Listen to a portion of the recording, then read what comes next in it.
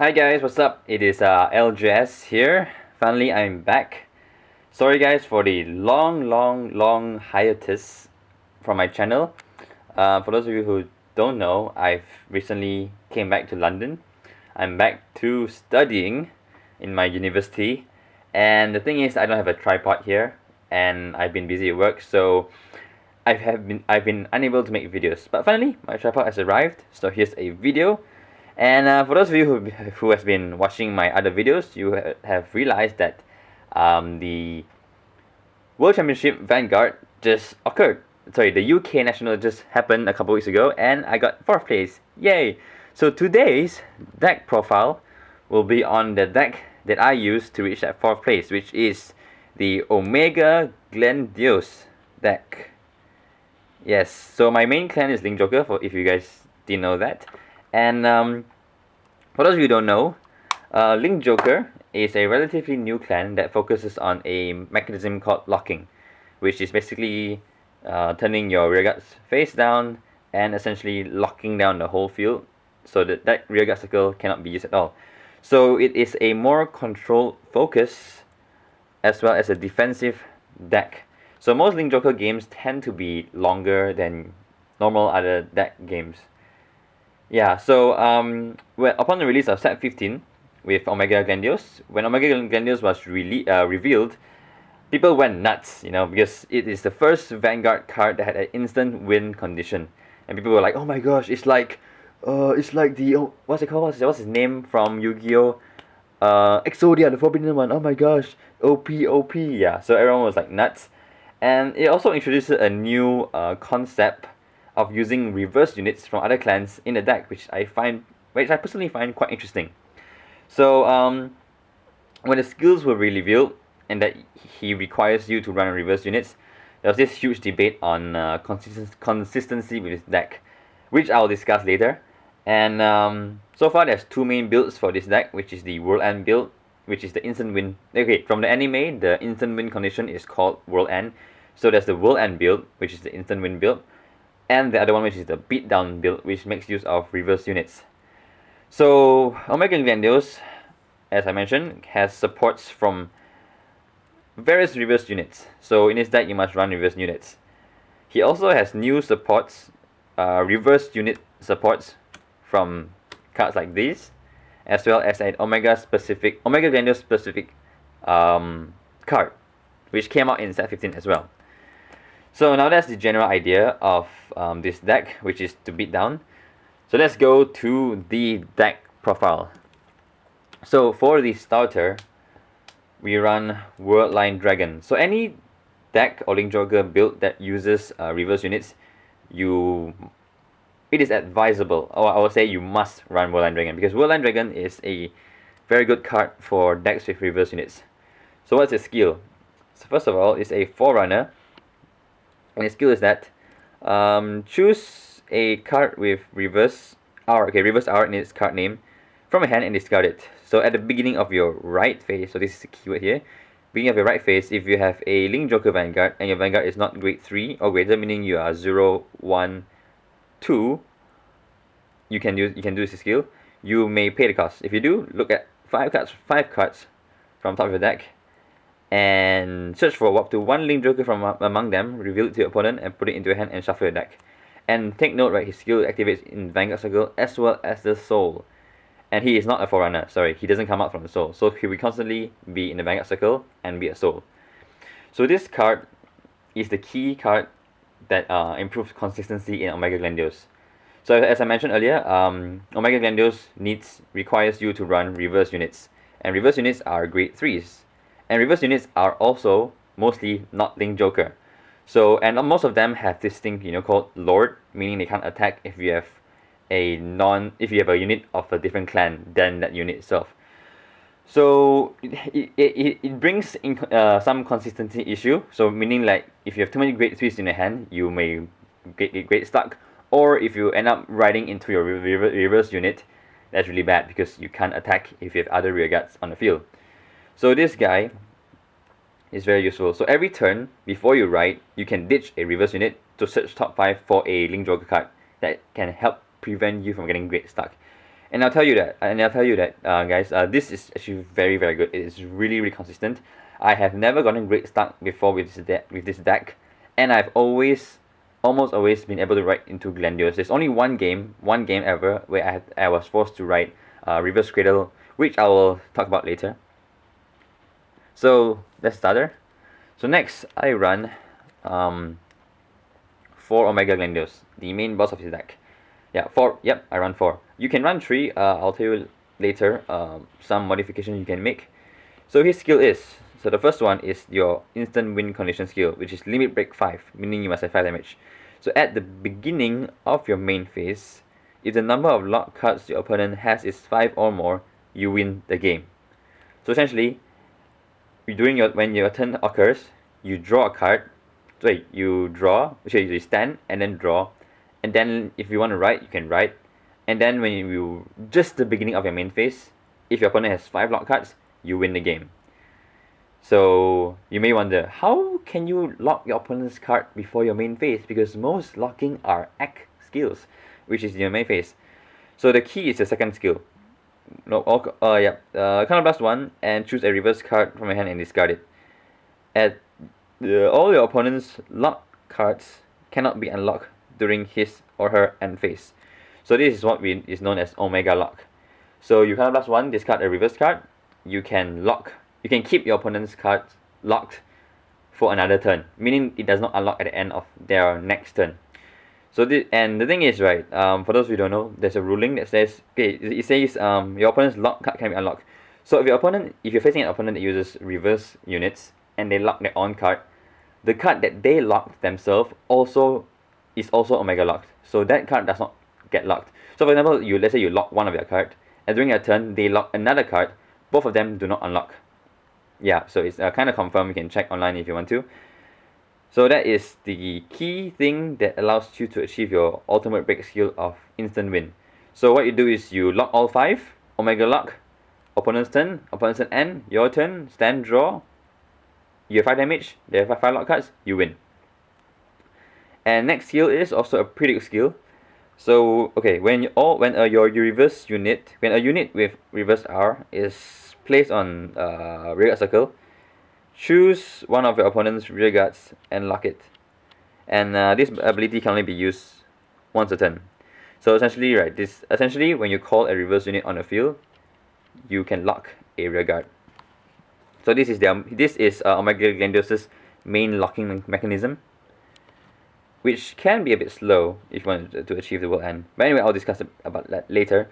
And his last skill is continuous. All of your rearguards with R in his card name is also Link Joker, and during your turn it gets 4000 power.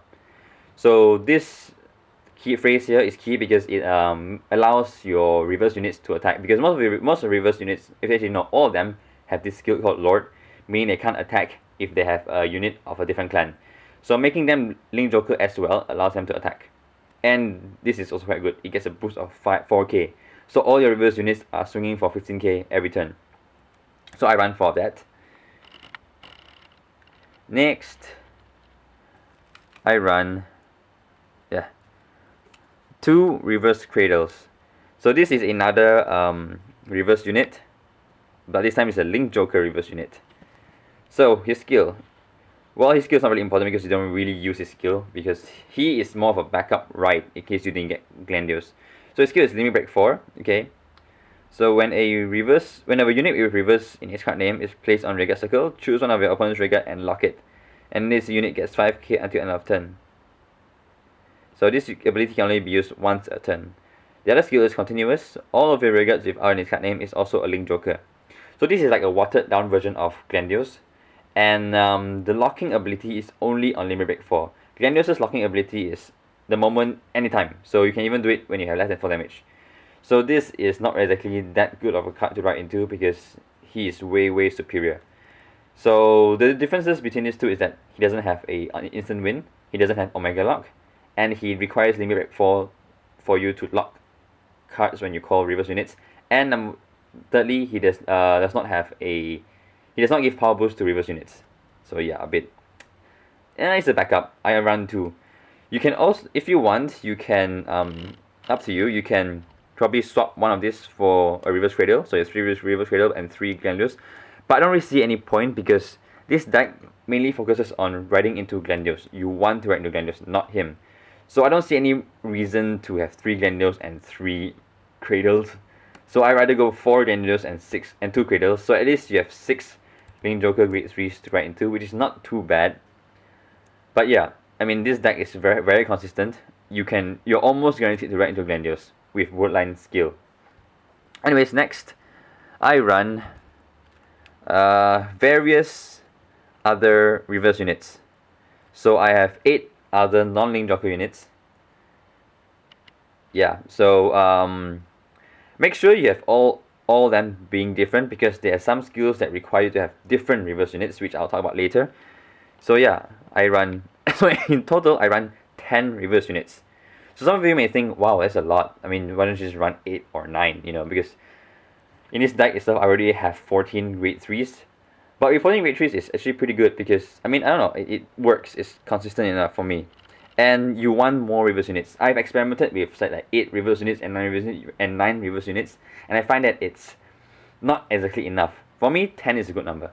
Of course, some of you may say, oh, why don't you just swap one more reverse units for reverse cradle, you know, so this way you have at least 3 Link Joker reverse. I don't see any need for that, and as I mentioned, you want to have as many different reverse units as possible because of a skill I'll explain later.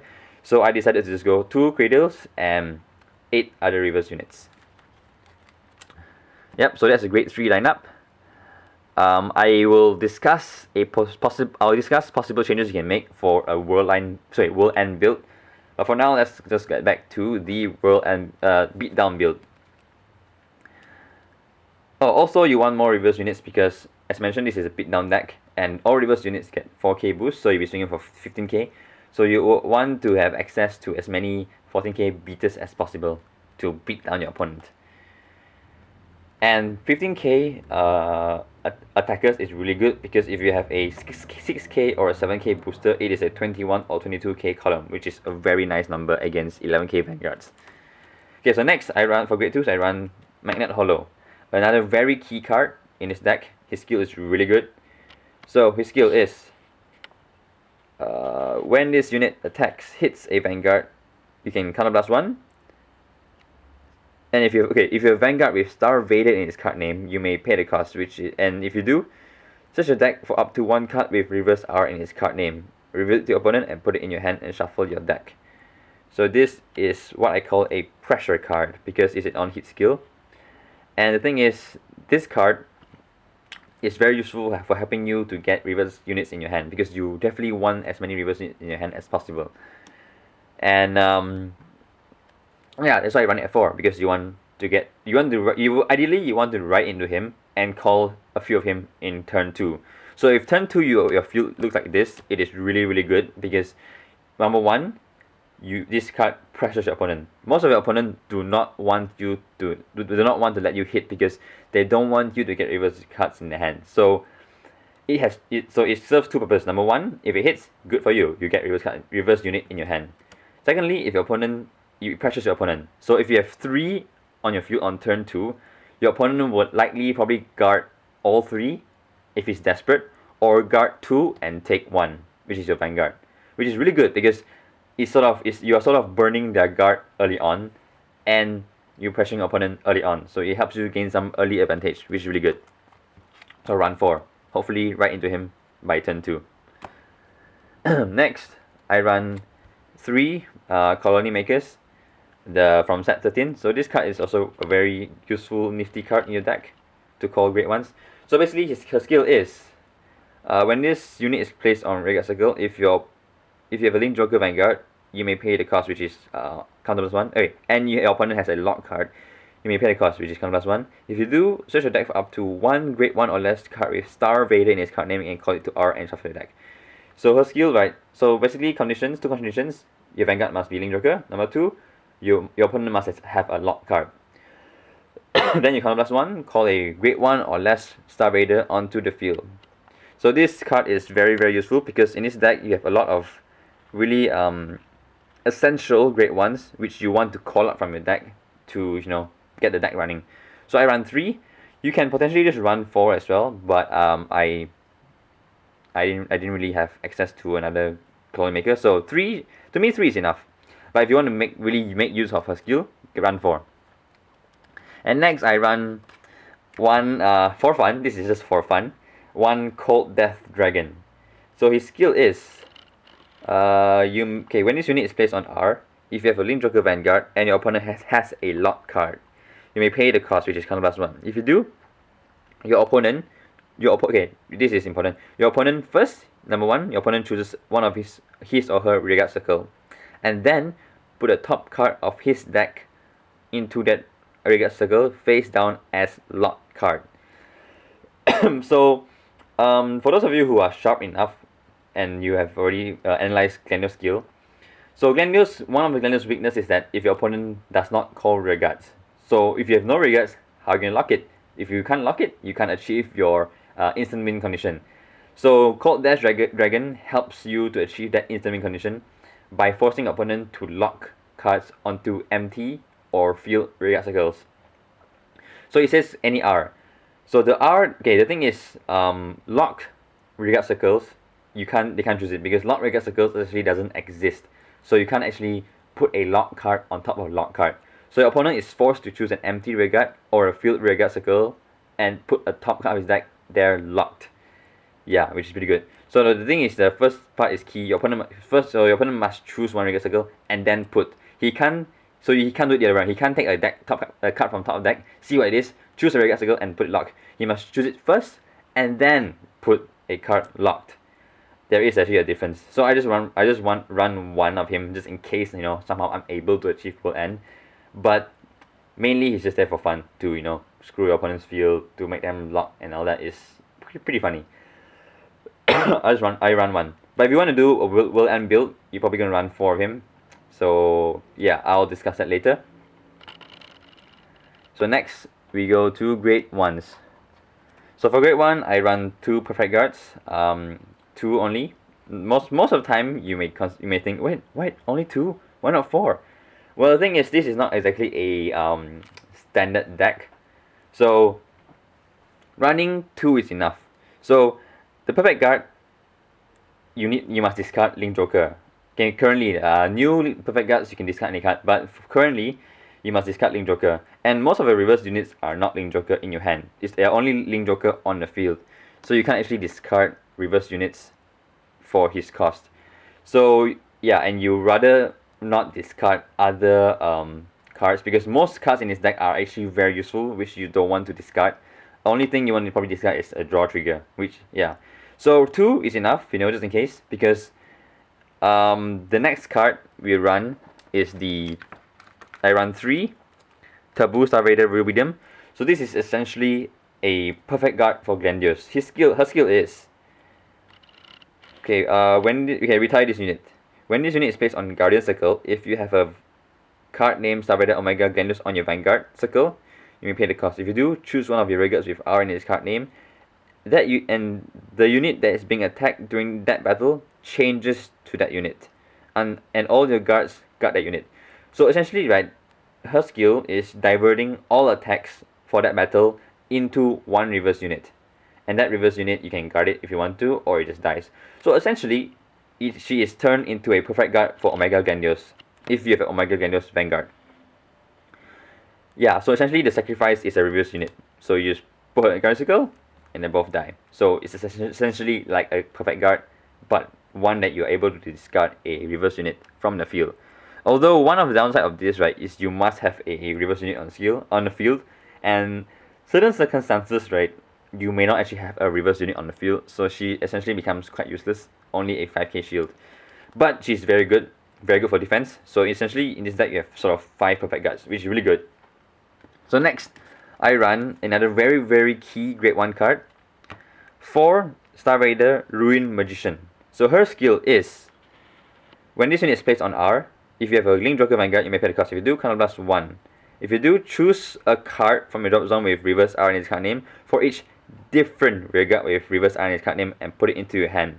So this is why I say you must run different reverse units, because her skill requires you to have for every different reverse unit you have on your field, you can return a reverse unit into your hand. which is good for recycling reverse units, because in this deck you'll be discarding reverse units a lot, so you want to sort of get them back in your hand. So, okay, a little bit of information about her ruling. Your field must have different reverse units, but the reverse units you put in your hand can be the same. So essentially, let's say if your field has two reverse units, and use a skill, you can actually return 2 reverse cradles in your hand. They don't have to be different, because the way her skill is worded is that the rear guards must be different, but the reverse units you put in your hand can be the same units. Yeah, so at 4, because you really need her, because you really need to recycle reverse units. Next, I run another pretty good card for this deck. Engraving Star-vader, Praesidium. So his skill is similar to Remediation in a sense. So when this unit is placed on rear circle, if you have a Link Joker Vanguard, for each different rear guard with reverse in its card name, you can choose a card from your damage zone and turn it face up. So this is also another reason you must run different reverse units. So for every different reverse unit on the field, you unflip that many damage. So if you have 2 reverse units, unflip 2. If you have 3 reverse units, unflip 3. So he is actually very good, because this deck, right, can be pretty counterblast heavy if you notice. Omega Glendios needs counterblast 1 to Omega Lock. And Hollow needs a counterblast 1 to get a reverse unit. Colony Maker needs counterblast 1 for you to call a Great 1. Colossus Dragon needs counterblast 1 to lock. Rune Magician needs to counterblast 1 to put units in the hand.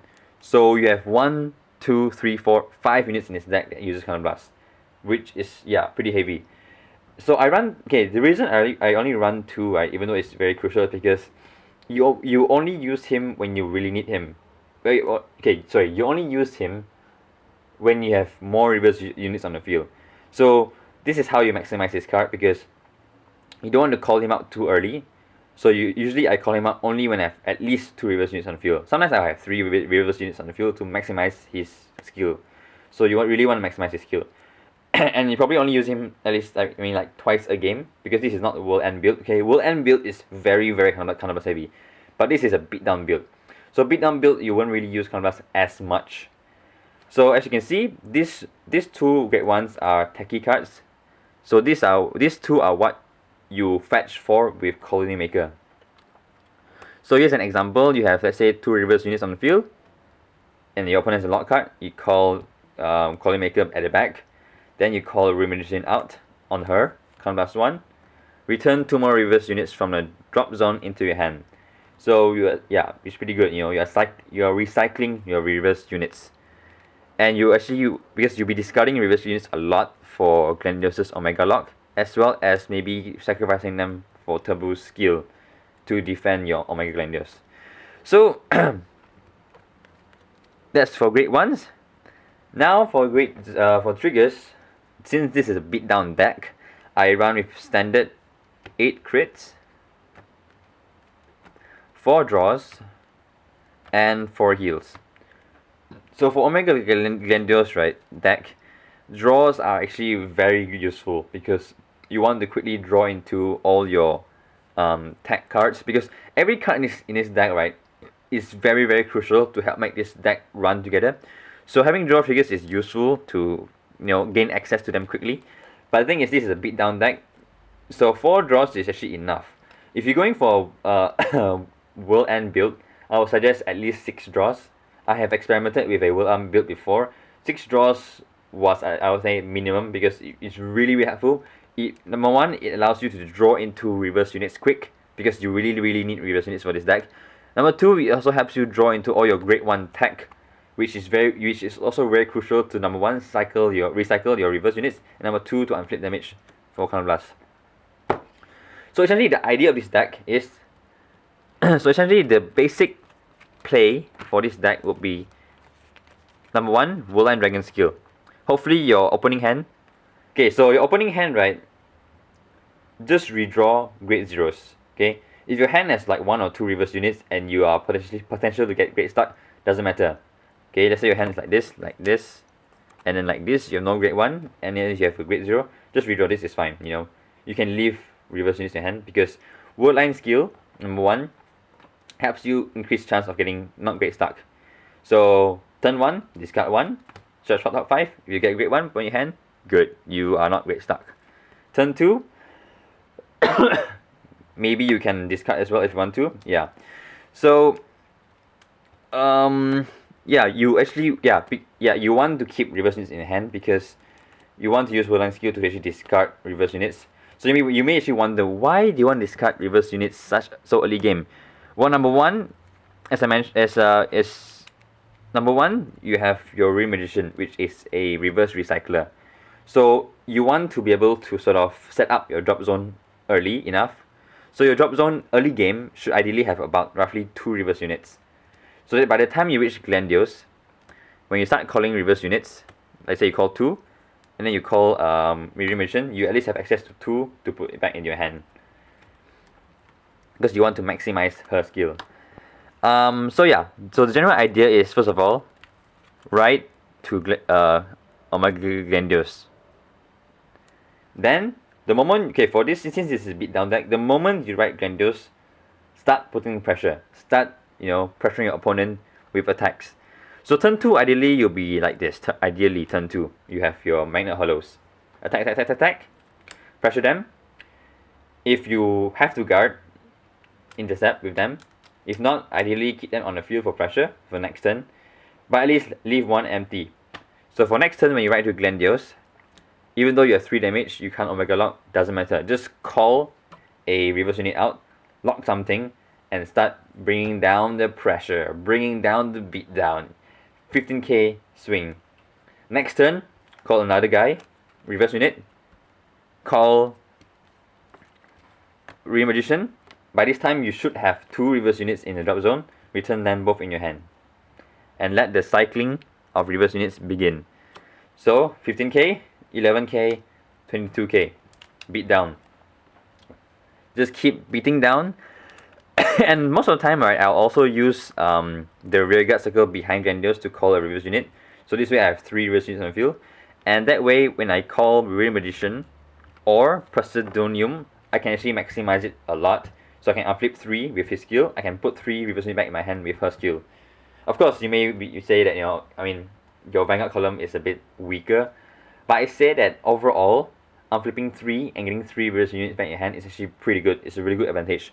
And let's just say also, if you have more reverse units on the field, it is less likely for them to be able to get rid of them all. So at least you probably most likely have at least this reverse unit to use your taboo skill on to defend your Glendios when you really need to. Okay, so that is the beatdown deck. Some modifications you can make to bring it into a World End build is to make things faster. Is you can actually run your break right of Infinite Zero Dragon. So the break right basically locks 2 units.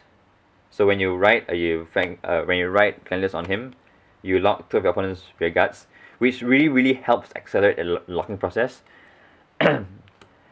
So you can probably just run 3 Glendios, run 1 or 2 less of reverse units, and maybe run 2 or 3 of this back right.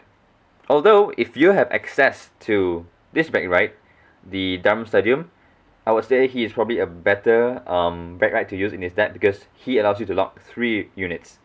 So essentially, the difference between these 2 skills is that he gives you free to lock just by riding on him.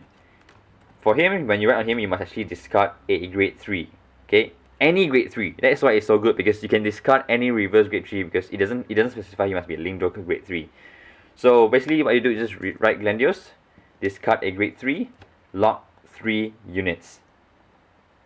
When that happens, all you need to do is just call 1 more reverse unit, and then call a Cold Death Dragon.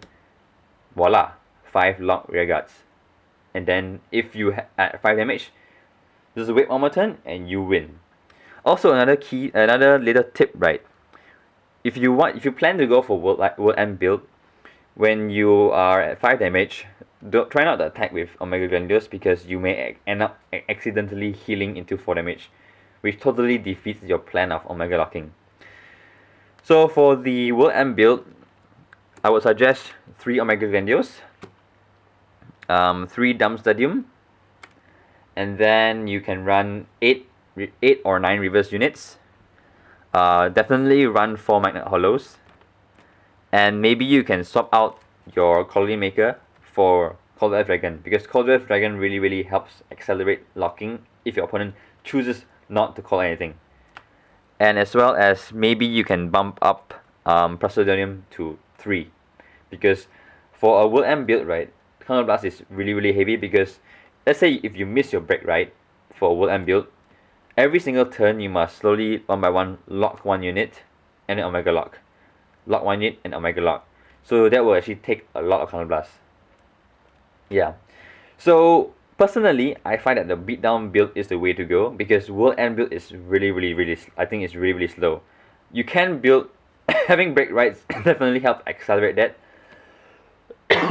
But personally, I find that Beatdown is really good because you are constantly putting pressure, and the thing is, the moment you can start Omega locking, number one, you are reducing their attack, which means you save on guarding power. Number two, you will be pressuring your opponent with big 21, 22k columns, which at least takes 15k shield for a normal 11k Vanguard, and you slowly be withering them down. So I think personally Beatdown is the way to go. And the thing is, you can control your damage. You don't have to worry about getting 5 damage.